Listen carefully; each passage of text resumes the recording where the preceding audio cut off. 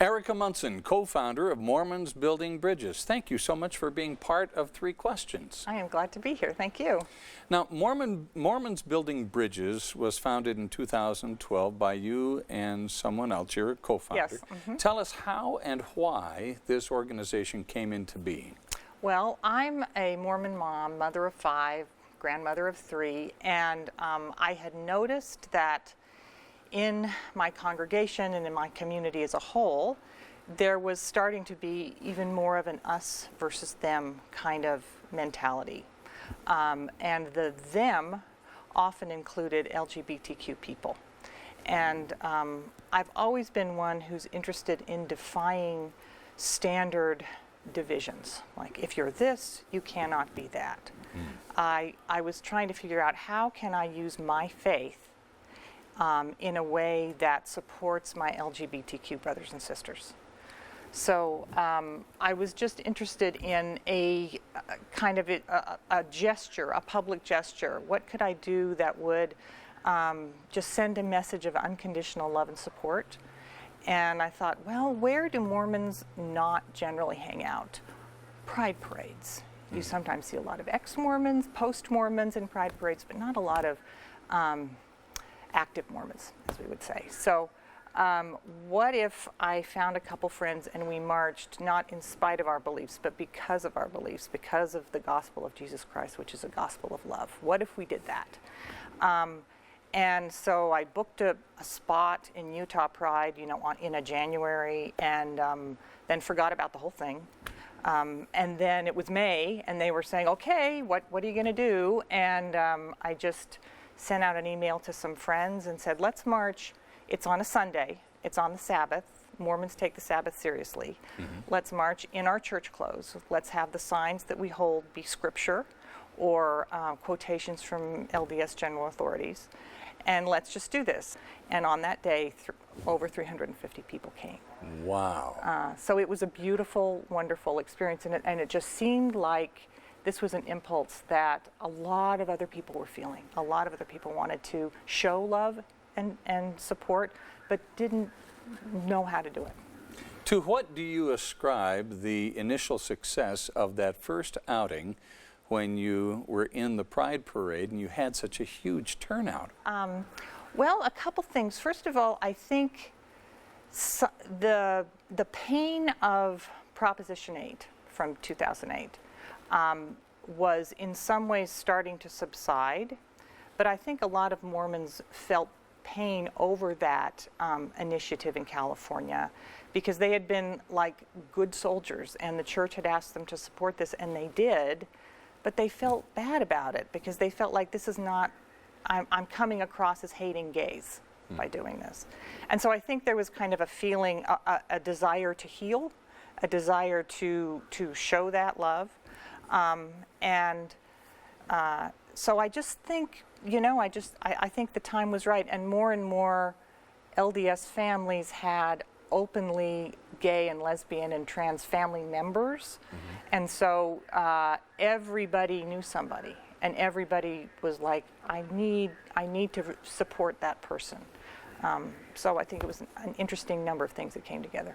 Do you have any family members who are gay or lesbian or transgender? Not in my immediate family. I have 5 straight kids, but I actually saw, as my children became older teenagers, I saw the situation within the church through their eyes. I had kind of put the issue on the shelf. It was something I didn't understand, but I love my church and I'm committed to my church. But as my kids would get older, they'd say, Mom, my favorite teacher at school is gay. He's one of the most spiritual people I know. How could there not be a place in the church for him? Or, Mom, I learned in primary, which is our children's Sunday school, to love everybody. Jesus said love everyone. This feels conflicting with that. What's that all about? So I sort of was able to see things through their eyes. Who does Mormons Building Bridges speak for, and what exactly is the organization saying? Our mission statement is to make LDS homes, congregations and communities safe and welcoming for LGBTQ people and to support those people on their life's path. We are extremely grassroots. We are not a membership organization. We are an organization with a Facebook group and a website and initiatives and activities, but we don't want anyone to feel like they are subscribing to some kind of dogma, okay, when they become involved in Mormons Building Bridges. And so we want to support faithful LDS church members as they seek to be allies to LGBTQ people. We want to highlight anything positive that the church does and say, look, this is something you can look to help. We want to highlight LDS individuals and what they're doing in their homes and in their wards and stakes. So we kind of see ourselves as a clearinghouse and with a philosophy of bridge building, which is reaching out. When other members of the church see Mormons Building Bridges marching in the Gay Pride Parade, do you run into an instance or instances where people misunderstand what the organization is all about? Sure. We try to be really careful in our messaging and always remind people that we work within the context of existing church doctrine and policy, but it's completely understandable.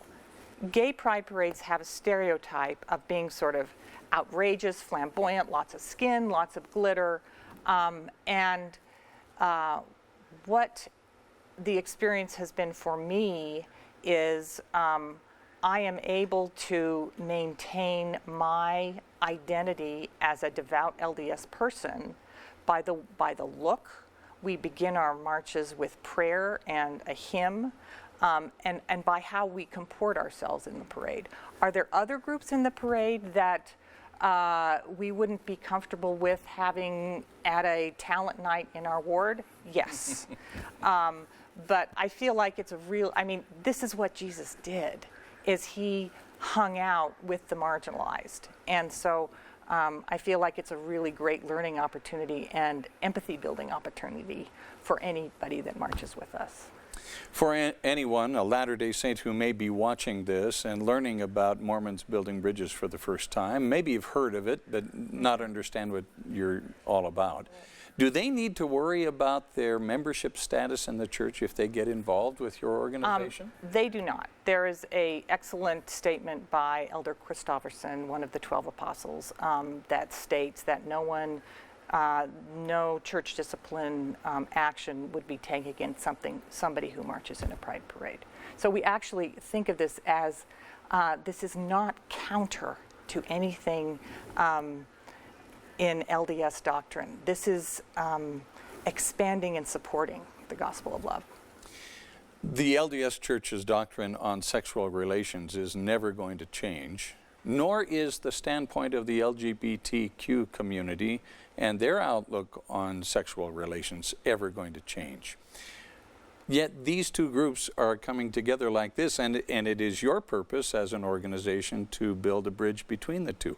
Where do you see that relationship ending up? That's where faith comes in, because there's no doubt there's dissonance, okay? You have church doctrine and policy, which right now has no place in the eternities for gay relationships, okay? And the church hasn't said much about transgender brothers and sisters either, and so they're kind of living in an area where they don't feel supported. And so one of the things that Mormons Building Bridges does is help people live in a healthy and constructive way with that dissonance. It's certainly not for everybody. I completely understand that there are LGBTQ brothers and sisters who need to step away from the church, for whom that's not a healthy thing for them. But for those who want to be there, I want them to know that I am their ally. And we're not going to stop having gay and trans babies born to Mormon families. And I feel like people need to be there. And if that's something that is life-giving to you, is enriching, then be a bridge builder. What can the LGBTQ community do to increase understanding, and what can the LDS Church do to increase understanding between the two groups? Well, I think Utah has actually been a pretty awesome model for this, in that we saw, first we saw after Prop 8, we saw the Salt Lake City Municipal Non-Discrimination Ordinance. That came because LGBTQ and LDS representatives got together and started talking and talked to each other. That led to the statewide non-discrimination ordinance in 2015. This year, we're seeing the governor's special task force on suicide prevention. We know that LGBTQ people are overrepresented in suicide in this state, and we know that youth suicide has gone up in a really alarming way. We need excellent research. We need to we need to avoid the tendency to become shrill and overly emotional about this subject. Completely understandable, but sometimes that kind of blaming and finger pointing is really harmful for the people who are on the edge, for the people with emotional stress. To have the shouting on both sides makes it a more dangerous place. So I'm really, the example of that that task force is really awesome, and I'm hoping good things will come out of that. So I think Utah's on a good path. I think Utah's done a lot of things that have brought these two groups together. In your view, what is the biggest challenge facing the Mormon families who wind up with children who come out as gay?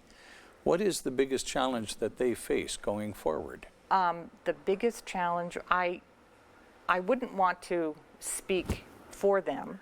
I'm not the mother of a gay or lesbian child, but what I see in my friends and in our community is that Mormonism is a religion of hopeful steps. We're here on earth for a reason. The marriage is for eternity, and there will be continual progress in the eternities. Right now, it's only described in terms of heterosexual marriage in the eternities. So the hardest thing, one hard thing for Mormon parents is when that baby's born, you have the Mormon plan set out for them. And you have to make a shift. And you have to live in the question of, where is the place for my child in the larger scheme of things? And why is this child's essential identity not something that has ever been up to recently discussed in church or in church doctrine? Or even contemplated. That's right, that's right. And so it's that kind of living in becoming comfortable with discomfort, but what has been so inspiring to me is that you see parents who have actually asked in prayer about this, and the answer that I've often heard is just love your child. And that's a beautiful thing. There is an inherent conflict between the gay lifestyle and an LDS lifestyle. And consequently, Latter-day Saints who come out as gay, many of them leave the church and are no longer identify as LDS. But there are those who remain active Latter-day Saints and temple-worthy, so to speak. How do you explain that? How do you explain that difference between those who stay and those who go? Oh, it's a very personal journey, and I have heard inspiring stories on all sides of people who have decided to stay celibate and keep their LDS church covenants and stay in the church, and people who have said no, and people in between. I have a good friend who is a man married to a man. He was excommunicated. He remains excommunicated, but he's a regular attending and member of his ward and is an incredible participator in his ward's life. So I think it's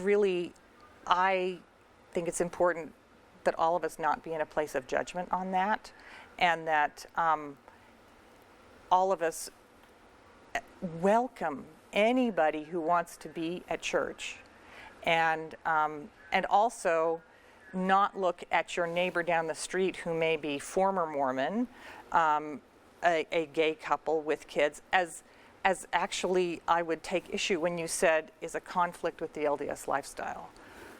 Gay families share so much with that perfect Mormon family, that love of children, that willingness to help in the community.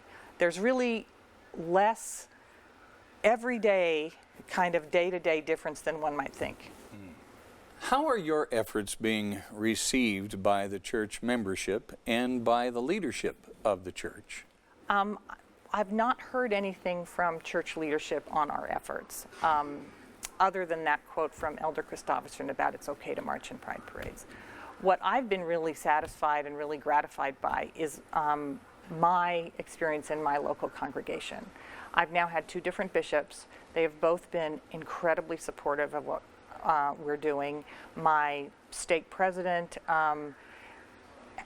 he and I worked with a family of a gay son to create a special lesson that was presented in all the different wards in our stake about supporting your gay children.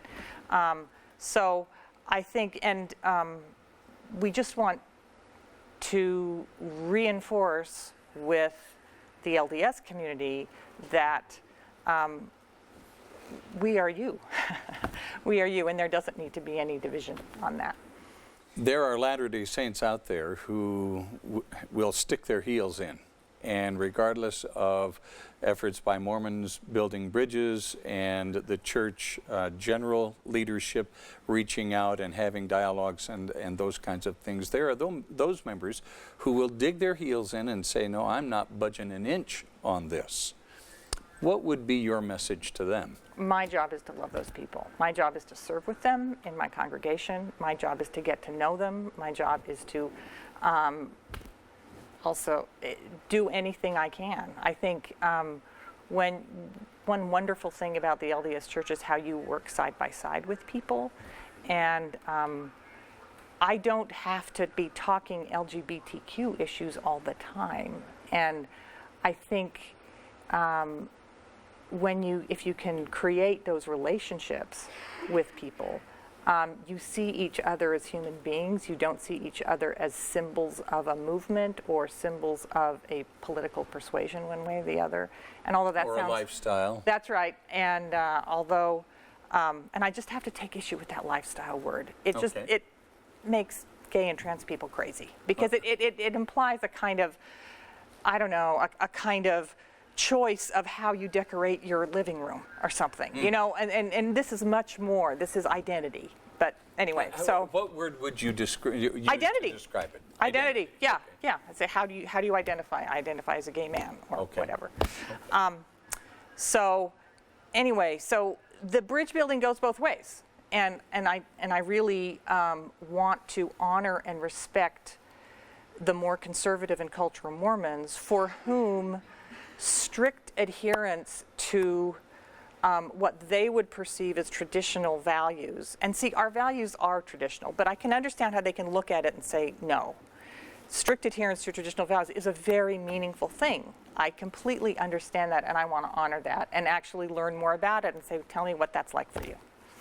Well, Erika Munson, co-founder of Mormons Building Bridges, thank you so much for being part of 3 Questions. You're welcome. Thank you for having me.